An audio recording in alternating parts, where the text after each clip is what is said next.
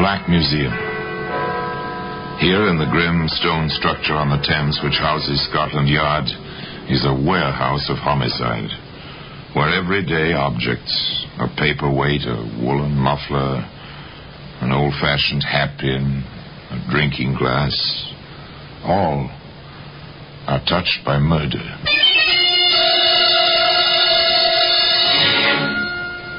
Here's a bit of frosted glass. It's a familiar object. You've seen such glass before in the upper panels of the doors of older houses, and perhaps the one in which you live. Let in more light, the owner used to say. One man climbing to his old-fashioned apartment said to his son, "Hello, what's this?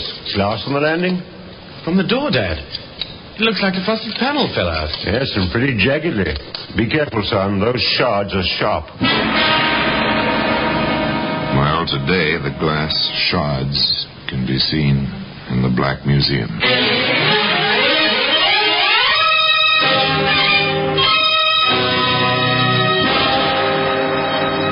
From the annals of the Criminal Investigation Department of the London Police, we bring you the dramatic stories of the crimes recorded by the objects in Scotland Yard's Gallery of Death, the Black Museum.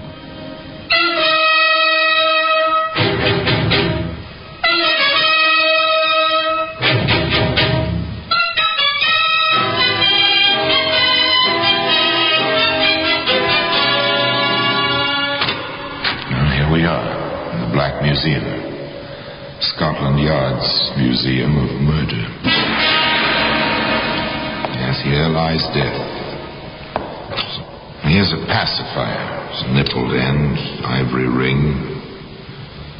This in the Black Museum? Oh, yes, because it seems there was a will, and where there's a will, there's a way, even to infanticide. Here's a pair of andirons. Brass, graceful in pattern, clean in execution. Observe the shining brass of this one, the ugly blotch on the other. A woman is pushed violently. Her head strikes with malice aforethought. This was murder. Nice, here we are, the glass shards. They're sharp, pointed. Dangerous to life and limb, even in themselves. Here they are, glistening, gleaming in their whitely frosted danger. Once they were part of a whole. The glass panel, as I told you, of an apartment door. But we'll come to that. Let's begin this tale with the ringing of a doorbell.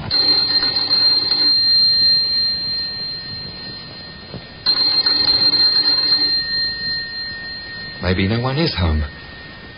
Well, we'll try again. Sorry to have kept you waiting. Sorry to have disturbed you, ma'am. I've been sent looking for a chauffeur. Chap named Simmons. There's no one here by that name. And I can tell you, sir, there's no one by that name being in this neighbourhood. Well, not in my memory, and I've lived here about now on 20 years. Oh, well, thank you, ma'am. Garage where he works, the Beacon, it's called. Well, they'll have to find another errand boy if they can't give me better steers than this. Well, good day, ma'am. Good day. That's a bit strange. There's no Beacon garage in this neighbourhood. Of course, this was not a neighbourhood for garages and items of that sort. This was strictly residential. Mostly semi-detached houses with a bit of garden and an occasional block of apartments, or flats as they're still called in London. Into one of those apartment houses came Charles Fly and his son Charles Jr., home after their respective days' work at business and college. When will they put lights in these stairs, Dad? Not if someone breaks a leg in the dark. I just hope it isn't your mother. So do I. Watch the landing. Dad turns just ahead. I know. Hello, what's this? Glass on the landing? From the door, Dad. Looks like the frosted panel fell out. Yes, and pretty jaggedly. Be careful, son. Those shards are sharp. I said, do you suppose Mother let the door slam so hard the glass broke? Well, I'll ask her when we get inside. Your key handy? Right here, Dad. Thanks.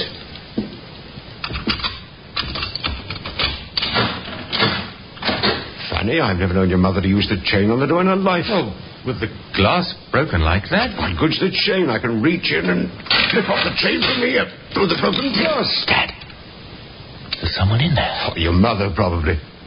No, it's not. It's a man. A little fellow. Junior, get on down to Riverdale Road. There's a police box there. Call him, quickly. What about you, Dad? Go on now, I'll stay here and watch him. Hurry. Yes, all right, if you say so.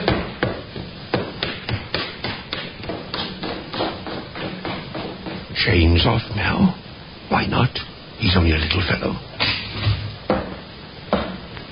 Here now, what are you putting in my suitcase? You shouldn't have come in, Governor. It won't do you a bit of good. I'm leaving with your suitcase and what I've packed in it. Drop it bag. I can handle you.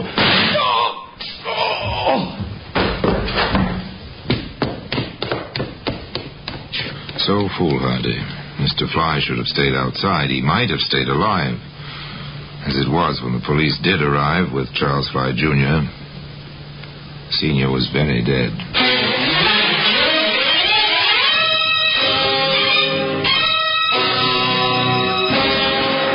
The call to Scotland Yard was automatic. After that, Inspector Howard proceeded with the preliminary questioning as his technical experts combed the apartment.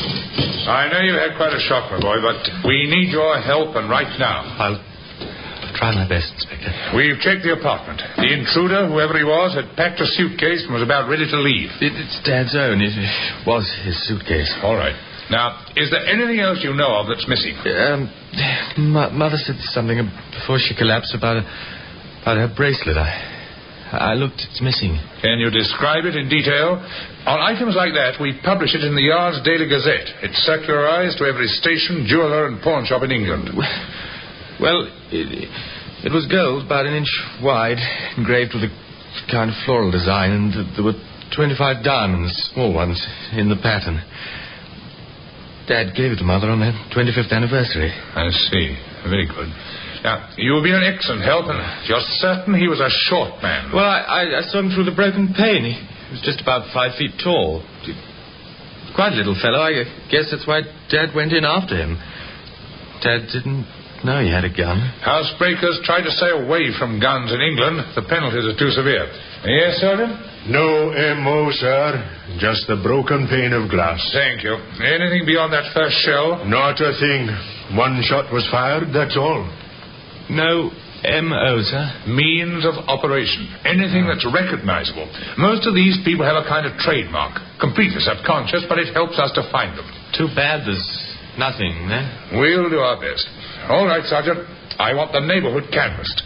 Did anyone notice a small man sounding the drum? Did anyone see a small man leaving the premises? And check every carnival, fair, and circus for a small fellow who's a sharpshooter. 1 cartridge, 1 shot, and bullseye. Got that, Sergeant? Aye, sir. We can make a start anyway, and here's hoping... Police routine. Sounding the drum. That's a new term. What does it mean?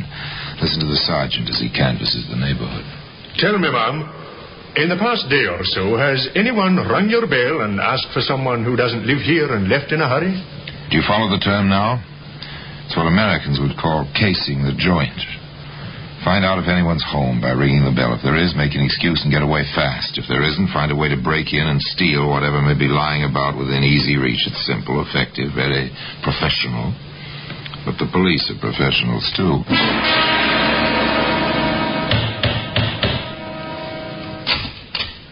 Excuse me, sir. I'm from the CID. Sergeant Gordon. My credentials. Oh, what's up? I'm making inquiries to see if anyone's called at your house in the past few days. What? Oh, no. We've all been away the past 2 weeks. We only got back today. Oh, well, thank you then. Sorry to trouble you.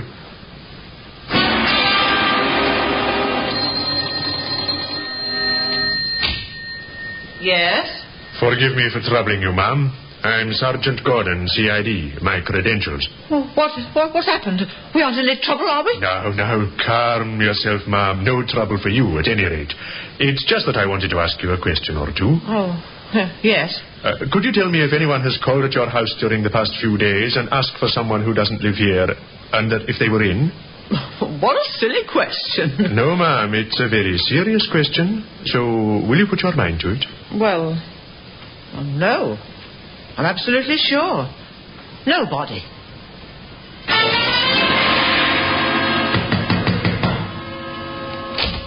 Yes?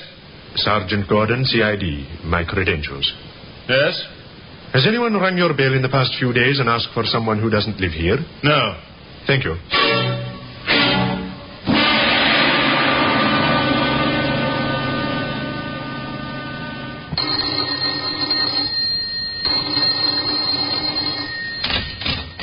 Yes?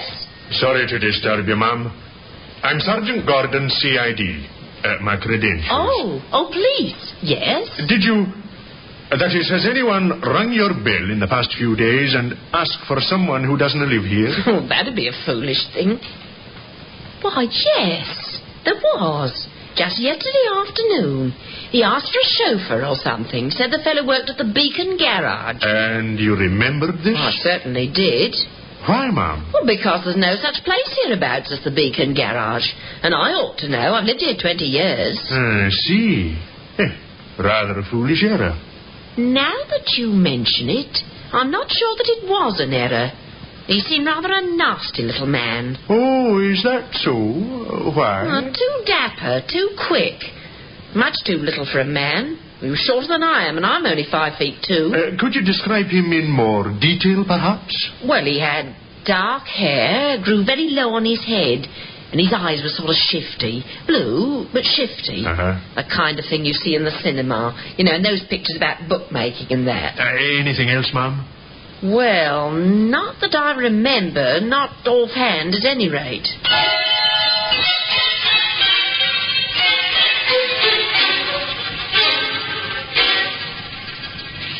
Now, two people still living have seen this little man, the dead man's son, and the woman at whose door he sounded the drum. A description is in hand, two descriptions, which tally in every point. And then Sergeant Gordon came into Inspector Howard's office with another fact, a very solid fact. What's this, Sergeant? The weapon, sir. Found it behind the hedge of number 21, 3 houses up from the flats where Flyer was killed. How'd you get onto it? We found a young fellow who'd been walking his girl past the flats on her way from the bus. This little man ran out of the flats, almost knocked the girl over, but he kept going. Our young fella turned around to protest, saw him throw something over the hedge. We looked. There it is. Nasty little gun. Well, shell jammed in the chamber. No wonder he fired only one shot. But he pulled the trigger twice. Well, we can drop our search in the circuses, Sergeant. I doubt if this fellow is the sharpshooter we thought he was. I think now we'll concentrate on classification by size. Shall we get to it, Sergeant? We seem to have our work cut out for us again. Surely the picture takes shape. Dim at first, as if seen through frosted glass. Like the glass shards to be seen today in the Black Museum. We'll be right back with more Theater of the Mind on Chum FM. Now back to Theater of the Mind on 104.5 Chum FM. Again, it's compounded of hard work, good police training, and a little luck. They start with nothing, this time with a wrong theory that their man is a sharpshooter. They have to abandon this, and they start fresh with the dullest and therefore the hardest kind of police routine, checking the files. He's a little man. Everyone's agreed on that. Ask Criminal Records to send us the dossiers on every man we have on file under 5 feet 2 inches in height. Carefully, the inspector in charge and his sergeant comb through these dossiers, and finally, by reason of cross-checking, this one in jail at the moment of the crime, that one in some other part of the country, others with perfect alibis, the list of little fellows is reduced to 4. You take these two, Sergeant. I'll work over the others. Anything that rings a bell, the smallest detail. Yes, sir. For over an hour, the two men are silent, reading, thinking, trying to relate something in the files to the facts that they already have. And then they exchange dossiers and start again. By this time, the lamps are lighted. The Thames flows like black glass outside the window of the inspector's office. All at once. I may have something, sir. Which file? Larry Mason. His nearest relatives, an uncle and an aunt, are recorded here as living in Beacon Road. Does that mean anything to you, Sergeant? It doesn't to me. You'll see it in my report in passing, Inspector. When I talked with the woman who'd seen the fellow sounding the drum, he told her the chauffeur he was looking for worked at the Beacon Garage. And she made quite a fuss over the fact that there is no such garage in the neighborhood. She was quite emphatic about it. Interesting. Let me see the description. I see. 5 feet 1.5 inches, the smallest of the lot. Beacon Garage, eh? And relatives on Beacon Road. Not important, perhaps. And yet, all important, as the inspector thought it through. We'll say a man needs a false name at a sudden moment. He says the first thing that comes into his mind. It seems rather natural that the place his nearest relatives live should be lurking somewhere just below his consciousness. Well, it's mighty slim, but it's worth a try. And having decided it was worth a try, Inspector Howard and Sergeant Gordon set out to trace their prime, if tiny, suspect. Mason? Yes, he lived here. Oh, lived? You mean he's left? He didn't leave. What then, Mum? Did he die? He could have, for all I care. I threw him out. Didn't pay his rent for 3 weeks. I can't afford deadheads, I can't. Have you any idea where he's gone? No. What's more, I don't care. Next point of inquiry was the Beacon Road address and Larry Mason's uncle. About your nephew, Mr. Mason. What about him? Have you any idea of his whereabouts? Who wants to know? My name is Howard, Inspector, Scotland Yard. In trouble, is he again? We are not certain yet. He may be. We'd like to talk to him. Well, if you find him, I'd like to talk to him too. Long enough to tell him not to come round for me for help. Sergeant Gordon visited the pubs and hangouts where Larry Mason had been known to spend his time. In one of them, he found a friend of Mason's. Larry? I ain't seen him in a long time. Not since he was sent away for breaking and entering. He hasn't been round at all. And I can't say I'm sorry. No? Why not, friend? He worked for me when I had my licence and was making a book legitimate. He was my clerk, see? Then one day he walks off, just like that, with 10 quid. I don't expect to see him again. He knows that little job cost me my licence, and he knows what'll happen to him if he shows his face in here again.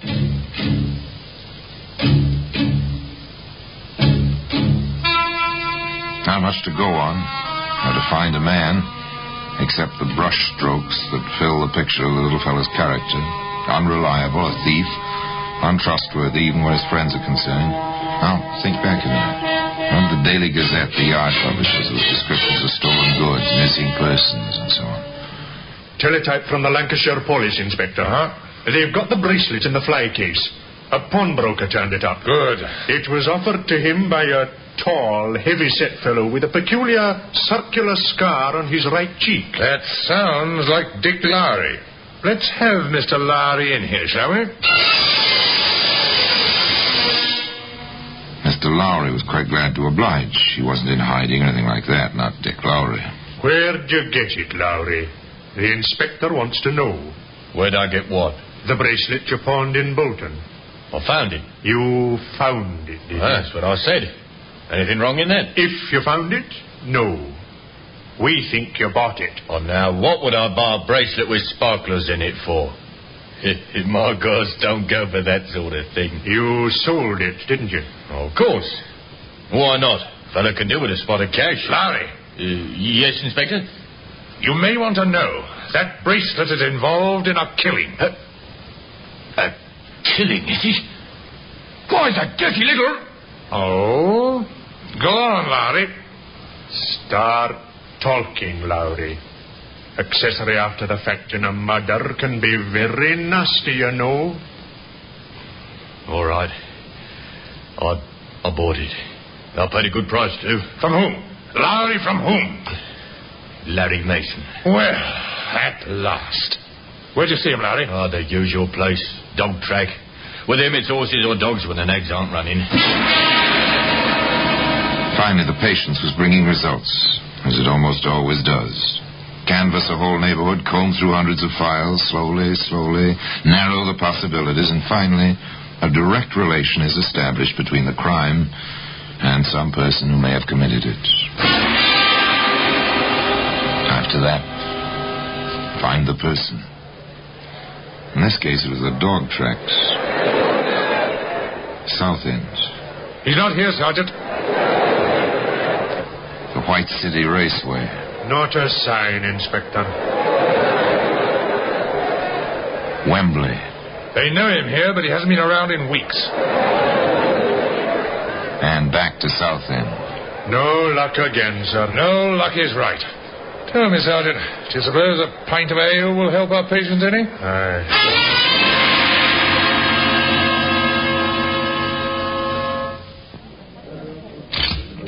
This one seems rather decent, Inspector. Yes, let's get on with it. Oh, excuse me. Oh, I'm sorry, sir. I didn't mean to come against you. That's all right. No harm done. Hold it, young fella. I think I know you. Do you? Where from? You're Larry Mason. Not me. My name's Leonard Martinson. Sorry, you'll have to prove your identity. We're from Scotland Yard.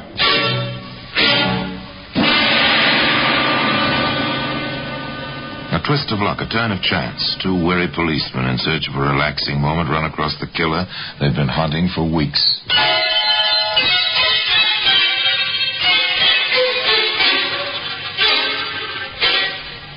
At the yard, Larry Mason was not having a particularly relaxing time of it. Do you insist on denying you're Larry Mason? I do. Look, Mason, you've been away for a while. Now you know about these things. Your fingerprints are the prints on Mason's record. Dick Lowry swears he bought the bracelet from you. Your landlady and your former bookmaking associate have identified you. Now let's have no more nonsense. I ain't giving you a thing. Just because I'm small don't mean you can push me around. You'd better tell us the whole story, Mason, and stop this nonsensical denial. You'll go to trial anyway, you know. And the more you lie now, the harder it'll be on you later. Now speak up, Mason. You know, they get stubborn streaks sometimes. They read somewhere somehow that the best defense is to admit nothing, not even their own identities. So they firmly shut their mouths and refuse to talk about anything except the weather. The sergeant knew they had a case, a good case. Inspector Howard came in to help. I look at it this way, Mason. You can't do yourself any harm. We've got the evidence, we've got the gun. We're in the process of tracing it to you right now. The woman you spoke to will identify you in court. You had the bracelet. You've no alibi worth mentioning. You'll hang on what we've got, Mason, unless you've something which makes it manslaughter in place of murder. All right. It was an accident. I never used a gun before. Never even had one. The first time is always one too many when it comes to guns. Now keep talking. How was it an accident? I broke the glass, see? After nobody answered the bell. I stuck my hand in. It was a cinch to open the door. I worked fast, but this fella come home early or something. I tried to make the back door. No luck. It was locked with a key. So you had to come to the front. He was a lot bigger than me. I pulled the gun because I wanted to scare him, that's all. He jumped me, hit me with something.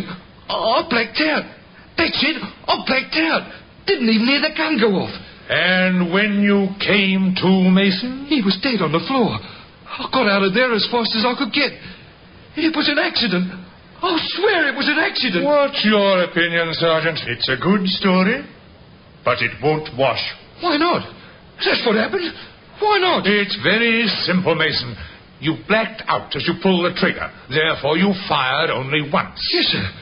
Only once. Sorry, Mason. You pulled that trigger twice. There was a shell jammed in the firing chamber. You pulled the trigger at least twice. That's no accident, Mason. That's murder. Yes, the case was complete. Each part in its correct place. And those glass shards I told you about, those too are in their correct place. In the Black Museum. The jury quite agreed with Inspector Howard. That was no accident. And so, in due course, little Larry Mason, the bookies clerk who made the fatal error of carrying a pistol, went the way of most murderers at 8 o'clock one summer morning. Larry Mason's luck had run out, or had it? It was reported, you see, that as he walked to the scaffold with its 13 steps and waiting rope, Mason murmured to his guards, they had to do this now on June 6th. Derby Day. And me with a few shillings riding on Armstrong in the big race. Curiously, although Mason wasn't available to collect on his bet, Armstrong was the winning horse at 53-1. And now until we meet next time, till we meet in the same place and I tell you another story about the Black Museum, I remain as always, obediently yours.